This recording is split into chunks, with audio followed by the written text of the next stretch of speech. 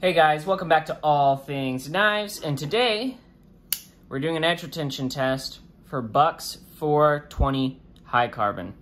So if I had to guess, this is going to outperform the AUS 8 that we tested last time, not by much, you know, but definitely by a little bit. And I mean, this is coming on a knife that's only $17 and is USA made. 420 high carbon is as simple as it gets. It's about 0.4% carbon and 13% chromium. That's it, but with how Buck Heat treats it, with their Boss Heat treat, they get it to about 58 Rockwell. So if I had to guess, there's going to be some pretty good results with this. It's going to be similar to that AUS 8.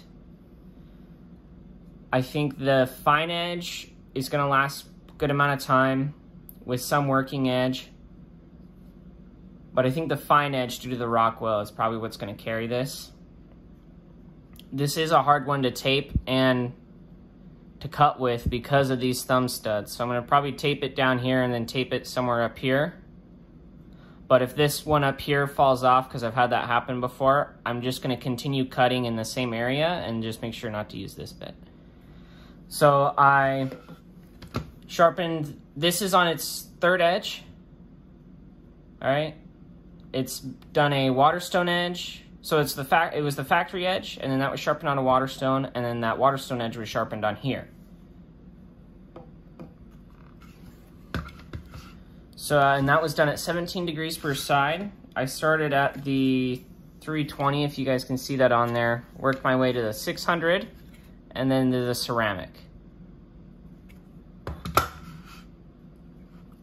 All right, and then it's going to be, the highest finish is going to be on the ceramic, which is a fine ceramic, so it's going to be around 1500 grit.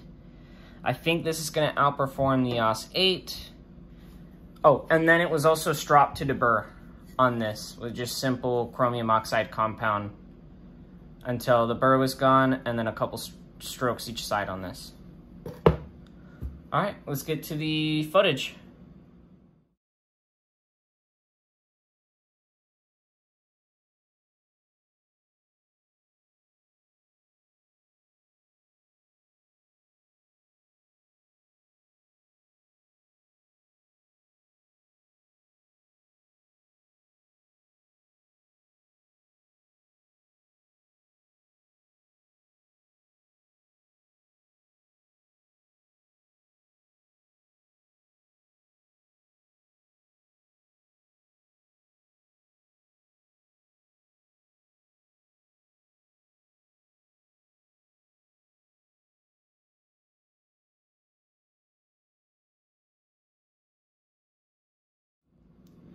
All right, let's talk results. So on this guy, I was only able to do 2 test runs because I started getting blisters on my hands.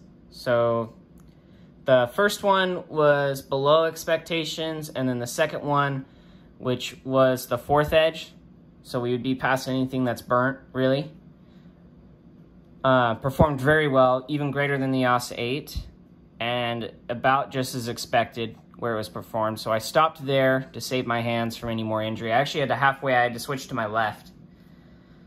And you guys will see that in the footage, actually. So let's discuss results.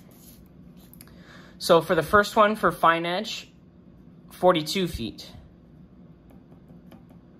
And then it was 77.79 working edge for a total of 119 feet. That is a little bit better than the 4th edge on the AUS 8. If I remember correctly, that was like 114, 115. So you're already a little bit ahead. And then we had a huge jump in the 2nd edge. If I had to assume there was some convexity on the edge from the Waterstone still, and it hadn't quite been worked off, and I really made sure to work the whole blade too. So the edge for this one, you can see I did a lot of cuts for the fine edge. The total fine edge for this one is almost as much as the last one. So that's 115 feet. That's pretty good.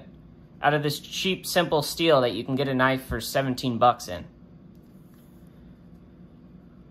And then for working edge, it was 76 feet. So 115 feet fine edge, which means it was still shaving hair for after 115 feet. That's pretty dang good. And then it had 76 feet of working edge. So it didn't dull out right away after losing its fine edge, which is pretty good for such a basic steel. And then you go from 76, the 115 to 76, that's 192 feet. If you remember the AUS 8, it was 174, if I remember off the top of my head. That's almost a 20 feet difference between the two. And I know that that Rat 1 is thinner behind the edge, because this is actually kind of thick behind the edge. Or sorry, that Rat 2 was thinner behind the edge. So I think with a knife of the same geometry, same blade shape, it would probably outcut it by another 40 feet. So it'd be 112? Sorry, 212 instead of 192, if I had to guess, with a thinner blade. And this would actually be interesting to try with some of their thinner ground knives as well, like the standard Buck 110 or the full-size Vantage. The large Vantage is actually very thin behind the edge, and it's probably the knife I should have done this test with. But this is the knife I had, which it was kind of a hard one to do the test with because it was hard to tape around. I couldn't do the back end like I normally like to do because of these thumb studs. These were going to get in the way the entire time. Let's see, as far as blade shape, like grind-wise, that I noticed, I know these are two different steels, but I noticed that the flat grind on the cardboard just cuts so much better. So if you are looking for a knife to be a cardboard slayer, breaking down boxes, definitely go full flat grind.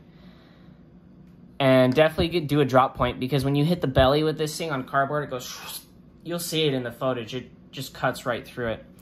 So, Buck's 420 high carbon, American-made steel, right? An American-made knife made by Buck, and I think it's Sands Point, Idaho.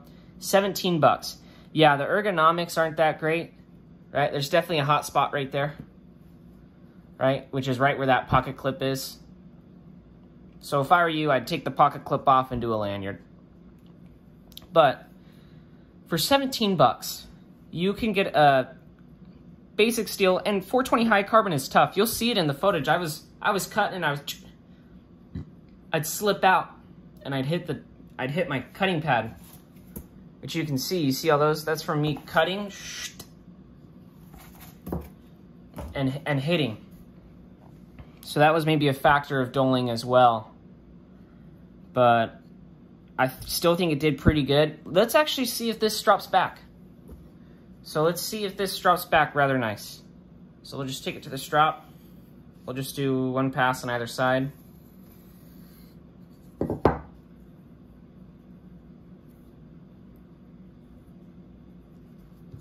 Let's see, we'll do one more pass on this side.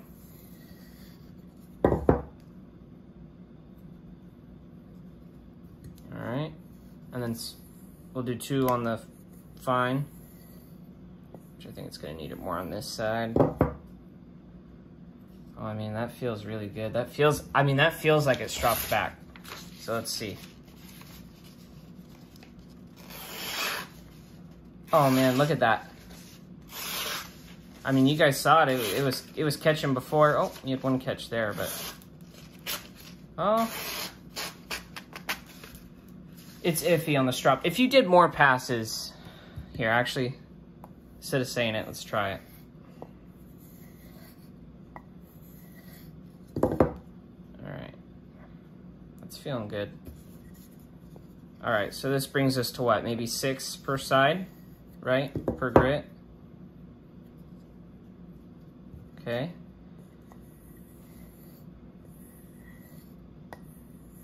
The burr is really what I'm feeling on the other side. Okay. Let's try it again, no snags. Look at that. Not only, oh, it's still a little jaggedy, but overall, it drops back better than AUS 8.